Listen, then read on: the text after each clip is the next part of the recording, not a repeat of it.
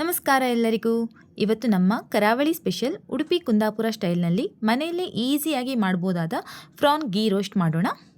ಇಲ್ಲಿ ನಾನು ಫ್ರಾನ್ನ ನೀಟಾಗಿ ಕ್ಲೀನ್ ಮಾಡಿಕೊಂಡು ಅದಕ್ಕೆ ಉಪ್ಪು ಮತ್ತು ಅರಿಶಿನ ಹಾಕಿ ಮ್ಯಾರಿನೇಟ್ ಮಾಡಿಡ್ತಾ ಇದ್ದೀನಿ.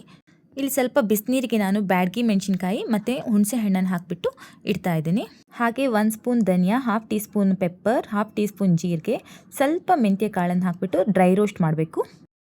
ಒಂದು ಪಾತ್ರೆಗೆ ಸ್ವಲ್ಪ ತುಪ್ಪ ಹಾಕ್ಕೊಂಡ್ಬಿಟ್ಟು ಅದಕ್ಕೆ ಫ್ರಾನ್ ಹಾಕಿ ಫಸ್ಟ್ ಇದನ್ನು ಫ್ರೈ ಮಾಡಿಕೊಂಡು ಸೈಡಲ್ಲಿ ಎತ್ತಿಟ್ಕೋಬೇಕು. ನಾವು ಡ್ರೈ ರೋಸ್ಟ್ ಮಾಡಿರೋ ಐಟಮ್ಸ್ಗೆ ಬೆಳ್ಳುಳ್ಳಿ, ಸ್ವಲ್ಪ ಈರುಳ್ಳಿ, ಬ್ಯಾಡಗಿ ಮೆಣಸಿನ್ಕಾಯಿ ಹಾಗೆ ಹುಣಸೆ ಹಣ್ಣಿನ ನೀರು ಹಾಕಿ ನೈಸಾಗಿ ಗ್ರೈಂಡ್ ಮಾಡ್ಕೋಬೇಕು. ಅದನ್ನು ಫ್ರಾನ್ನ ಸಪ್ರೇಟಾಗಿ ಎತ್ತಿಟ್ಕೊಂಡ್ಬಿಟ್ಟು ಅದೇ ಪಾತ್ರೆಗೆ ಸ್ವಲ್ಪ ತುಪ್ಪ ಹಾಕಿ ಗ್ರೈಂಡ್ ಮಾಡಿರೋ ಮಸಾಲೆನ ಹಾಕಿ ಚೆನ್ನಾಗಿ ತುಪ್ಪ ಬಿಡೋವರೆಗೂ ಅದನ್ನು ಫ್ರೈ ಮಾಡ್ಕೋಬೇಕು. ಈ ಮಸಾಲೆಗೆ ಈಗ ಫ್ರೈ ಮಾಡ್ಕೊಂಡಿರೋ ಫ್ರಾನ್ನ ಹಾಕಬೇಕು. ಫ್ರಾನ್ ಹಾಕಿ ಆದಮೇಲೆ 5 ಮಿನಿಟ್ಸ್ ಗ್ಯಾಸ್ನ ಸ್ಲಿಮ್ಮಾಗಿ ಇಟ್ಬಿಟ್ಟು ಬೇಯಿಸ್ಕೋಬೇಕು. ಕೊನೆಗೆ ಇನ್ನೊಂದು ಪಾತ್ರೆಗೆ ಸ್ವಲ್ಪ ತುಪ್ಪ ಹಾಕಿ ಅದಕ್ಕೆ ಕ್ಯಾಶ್ಯೂ ಹಾಗೆ ಕರಿಬೇವಿನ ಸೊಪ್ಪು ಹಾಕಬೇಕು. ಕ್ಯಾಶ್ಯೂ ಹಾಕೋದು ಆಪ್ಷನಲ್ಲು.